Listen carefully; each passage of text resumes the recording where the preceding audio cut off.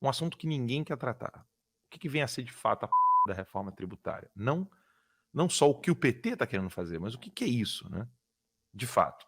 Então vamos lá. Coloquei um artigo no Notícias Sem Máscara explicando o seguinte: o sistema tributário que temos hoje no mundo é resultado de um longo processo histórico e varia significantemente entre os países. Uma visão geral de como o sistema tributário modificou ao longo do tempo é importante para compreendermos esse processo. É importante também ressaltar que cada país possui seu próprio contexto e peculiaridades em relação à criação de seu sistema tributário.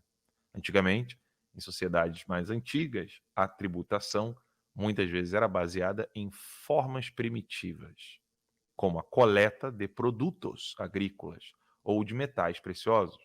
No entanto, à medida que as sociedades evoluíram, os sistemas tributários se tornaram mais complexos e sofisticados. Esse evoluído aqui é bem sarcástico, tá? Durante a Idade Média, por exemplo, muitos países adotaram sistemas tributários feudais, em que os senhores feudais cobravam impostos sobre as terras e os produtos produzidos pelos camponeses. Esse sistema era altamente descentralizado e fragmentado, além de muito baixo em comparação com o atual, por exemplo, no Brasil. Com o passar do tempo, os estados modernos foram se formando e buscaram maneiras mais eficientes de financiar as suas próprias atividades. No século XVII, com a ascensão do absolutismo monárquico, muitos reis começaram a centralizar o poder e a criar sistemas tributários mais estruturados. Impostos sobre bens de consumo, como alimentos e mercadorias, foram implementados para sustentar as despesas do Estado. A Revolução Industrial nos séculos XVIII e XIX trouxe mudanças significativas na economia e nas relações sociais, o que também influenciou o sistema tributário. Com o crescimento do comércio, da indústria e do trabalho assalariado, novos tipos de impostos foram introduzidos. Impostos sobre a renda, por exemplo, foram implementados para arrecadar recursos com base nos ganhos individuais, uma violação à propriedade privada que ocorria mais de uma vez no fruto do trabalho humano. Ou seja, o tributo em si, ele, quando as pessoas falarem para você assim, não, é que lá naquela época do período feudal, pera lá, calma lá, amiguinho, calma lá. No sistema feudal, você tinha ali o confisco, né, de parte daquilo que se produzia, mas era restrito apenas à questão agrícola. Hoje, por exemplo, quem trabalha com o agro, né, quem planta alguma coisa, paga imposto quando planta, paga imposto quando rega, paga imposto quando colhe, paga imposto quando vende, paga imposto quando consome. E depois ainda vai pagar mais impostos. Então vamos continuar tratando desse tema aqui, que eu acho que é de extrema importância que vocês entendam. A força comunista. No século XX, especialmente após a Segunda Guerra Mundial, houve um aumento na intervenção do Estado na economia e uma expansão dos sistemas socialistas sob a máscara de bem-estar social. Isso levou ao aumento da carga tributária em muitos países, com a criação de novos impostos e a implementação e a ampliação dos já existentes. Nunca chegam a uma arrecadação suficiente e o Estado quer sempre mais. Os sistemas tributários são orquestrados por uma série de fatores. Os defensores do confisco, o real nome do tributo, criam teses maquiadas para omitir o real motivo. Falam de princípios como o de justiça fiscal, necessidade de arrecadação, para financiar os gastos da máquina estatal, inclusive criando incentivos econômicos em políticas sociais, com muitas aspas, no intuito de esconder a própria ineficiência estatal. O confisco não é uma ferramenta para os governos em busca pelo equilíbrio entre o financiamento das atividades estatais e o incentivo ao crescimento econômico, mas uma máquina de fazer dinheiro com o suor dos outros. Ou seja, o imposto é roubo.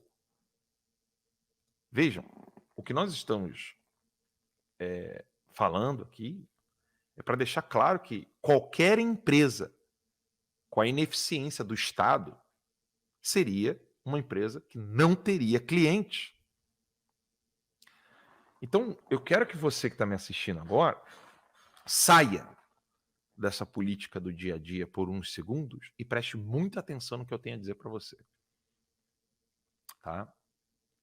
O Estado, ele é uma empresa, no sentido de que ele tem uma empreitada, ele tem um trabalho a fazer, ou seja, as pessoas que estão ali compondo o que eles chamam de Estado, elas estão agindo, elas estão fazendo coisas. No Brasil, no caso do Brasil, hospital, escola, estrada, etc, etc. À medida em que eles vão arrecadando o dinheiro da população para prover o que seria, né, segurança, no sentido força policial, arma dos policiais, treinamento, segurança dos policiais, gastar dinheiro para manter o criminoso na cadeia, gastar dinheiro para socorrer as pessoas nos hospitais, pagar os médicos, pagar a moça da limpeza, pagar o prédio, pagar a construção do prédio, enfim, estradas. O Estado, se ele fosse uma empresa e tivesse um concorrente, ele iria falir. Mas o Estado, ele não é uma empresa que tem concorrente. Ele é a única. Ele é uma empresa absoluta. É um poder absoluto, mais do que divino, porque ninguém pode. Tanto é que o Alexandre de Moraes diz que quem atentar contra o Estado tem que ser preso, morto, caralho, tudo, né? Então, assim, é mais do que respeitar a Deus. Então, se você fizer alguma coisa contra uma religião qualquer, se você quebrar um terreiro, se você quebrar uma igreja, se você destruir uma igreja evangélica, católica, você não vai ter as mesmas penas que alguém que fez um ato que seria atentado, com muitas aspas, ao Estado.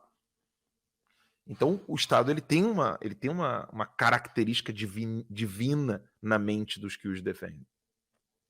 Então, veja, para que essa atividade permaneça, ele precisa de dinheiro, ele precisa gastar para poder fazer coisas. E é você quem paga o tempo todo.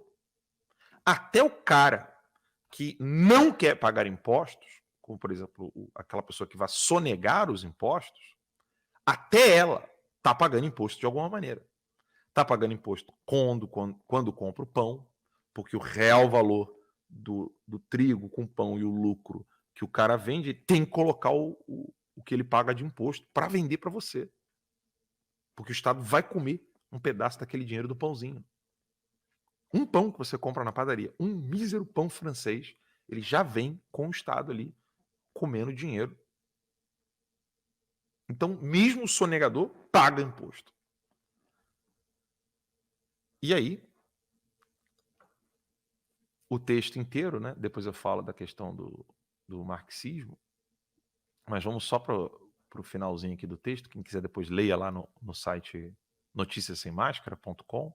Na meiuca ali do texto para adiante, eu coloquei o seguinte: segundo Marx, os impostos são inerentemente injustos no contexto do capitalismo, pois perpetuam a exploração da classe trabalhadora e a concentração de riqueza nas mãos da burguesia. E de fato é mesmo. Marx não está mentindo. Ele vai mentir depois. Marx defendia a superação do sistema capitalista por meio de uma revolução proletária. E é aqui que ele está mentindo. Que resultaria na abolição da propriedade privada dos meios de produção e na construção de uma sociedade socialista. Mais uma mentira. E que a tributação seria estruturada de maneira diferente, o que também é uma mentira, de acordo com os princípios de igualdade e justiça social, o que também é mentira. Algo que nenhum socialista jamais conseguiu pelo simples motivo de que nunca haverá um grupo de santinhos que irá, com tanto poder, agir como se fora Jesus Cristo. O marxismo defende o tributo desde que sejam os membros do partido que façam isso. Isso não é utopia, mas engodo macabro. De acordo com Rothbard, qualquer forma de tributação é uma violação dos direitos de propriedade privada e da liberdade individual. Ele argumentava que o único arranjo legítimo para a aquisição de recursos pelo governo seria por meio de contribuições voluntárias e contratos voluntários. Rothbard, que é o pai dos libertários, né, defendia a ideia de que a tributação compulsória, que é aquela obrigatória, como a conhecemos atualmente, é coerciva e equivale a uma forma de roubo. Os indivíduos têm direito absoluto sobre a propriedade que adquiriram de forma justa. E que qualquer interferência governamental nesse aspecto é injusta e imoral. Dentro dessa perspectiva, Rothbard defendia a eliminação completa dos impostos e a substituição do financiamento governamental, por meio de mecanismos voluntários, como doações privadas, contratos de segurança e serviços competitivos oferecidos por empresas privadas. É bem utópico o que ele acredita, mas o ponto aqui é, de fato, mostrar que né, o imposto, por si só, ele já é uma violação. Os impostos distorcem a economia e prejudicam a liberdade individual, pois retiram recursos dos indivíduos e os redirecionam para usos determinados pelo governo, muitas vezes sem o consentimento dos confiscados. É um mecanismo de coerção que fortalece o poder estatal e limita a autonomia individual. Ora, se você já entendeu isso aqui, eu nem preciso continuar o texto, porque o texto ali diz, né? Eu confesso que acho ofensivo dizer para o meu leitor o que desejam os comunistas com o confisco. Não creio por um milésimo de segundo que meus seguidores não saibam o que acontecerá. Explicar isso seria o mesmo que chamar meu assinante de imbecil idiota. Por isso mesmo, me recuso a explicar o que meu assinante já sabe. Qualquer dúvida, deixe nos comentários. Coloquei lá no texto do Notícias Sem Máscara, porque eu me recuso a ter que explicar para vocês, nesse programa, em um artigo ou de qualquer outra maneira, o que o PT vai fazer com reforma tributária. Eu me recuso. Eu acho que eu estaria chamando todos vocês, de completos imbecis se eu tivesse que explicar o que é uma reforma tributária comunista. Eu não vou fazer isso nunca, porque é uma maneira de ofender a cada um de vocês.